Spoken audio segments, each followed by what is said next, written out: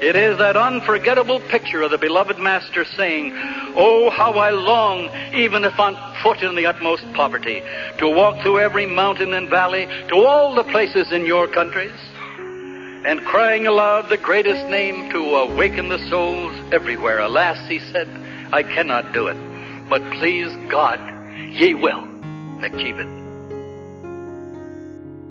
And the blessed beauty, Baha'u'llah, Supreme Redeemer of men, Organizer of the entire planet, Promise of all ages, King of kings and Lord of hosts, said tenderly, "Oh, how I long to announce unto every spot on the surface of the earth, and to carry to each one of its cities the glad tidings of this revelation."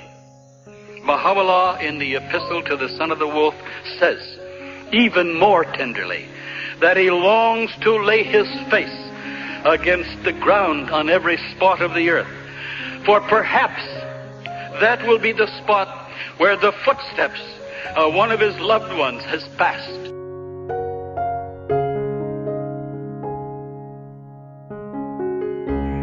I am speaking on behalf of all my fellow hands, the remnants of the beloved guardian, and would like to share once again from our wonderful writings the staggering, fantastic spiritual power you hold in the palms of your hands.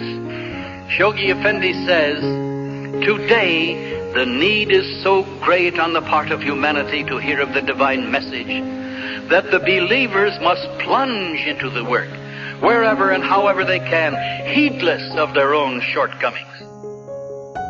He says that we must have a perfect reliance upon God and let our hearts burn with the desire to serve his mission and proclaim his call.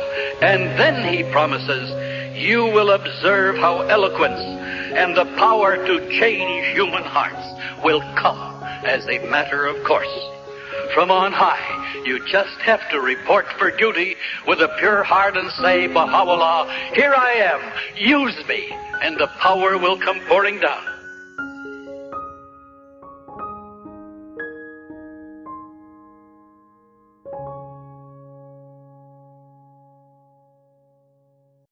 You know, when I was on pilgrimage, the beloved guardian said our faith was a faith of superlatives. That's why we say the greatest name, the most great peace, the greatest holy leaf, the most great prison, all superlatives. And that's the best we can do. Language is too weak to try to express the majesty, greatness, and wonder of this cause of ours. When I was a young man, I came to this mountain of God and entered the presence of the beloved guardian. And the world became another world. And everything I saw except him became ashes. And before I left my pilgrimage, I know I've told some of you, I wanted to go up to the archives building and get Mullah Hussein's sword, get on a white horse, and ride out shouting, "Ya Sahib al-Zaman," and conquer the world for him, and bring in that vast number of new believers he longed to see. Now, I am an old man, and I still haven't done it. I mean, the world throbs with the vibrations, and the very soul feels shivers of awe and a stab-like thrill of delight to say, I am a Baha'i, and to know that pouring down upon you whatever task you have are the powers and blessings and infinite infallibility of the Bab, Baha'u'llah, Abdul-Baha, Shoghi Effendi, and our supreme universal house of justice. The mere act of arising will win for you God's help and blessing. The mere act of arising, no matter what you were, what your background is, you just arise.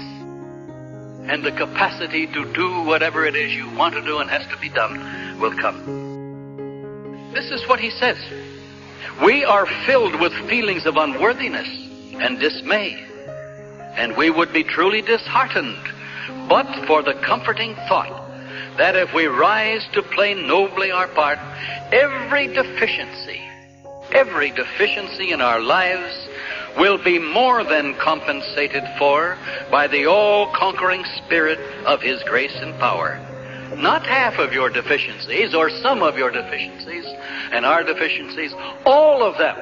But again, we have to arise nobly to play our part. He says the very act of striving to serve, however unworthy we may feel, attracts the blessings of God and enable us to become worthy, more fitted for the task. Isn't that a tremendous thing? Never before in the religious history of the world, in our faith, it is the service itself that is the capacity. If you arise to serve, the capacity will come to win those victories.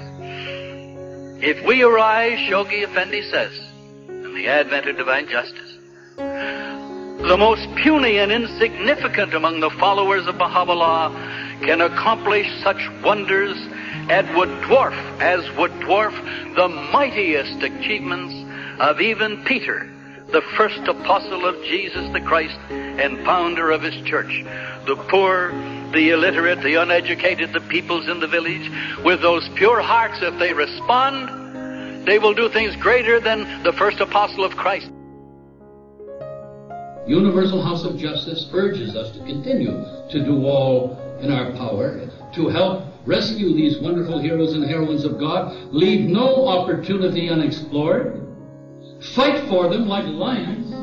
But then the Universal House of Justice does point out one danger of the crisis if we want to fully seize the opportunity of the hour. Never, they said, never let preoccupation with the Iranian crises come at the expense of neglecting this plan and its goals, which would divert the Baha'i world community from achieving the very success that is necessary for strengthening the faith and confounding those enemies and bringing greater possible help to our martyrs everywhere.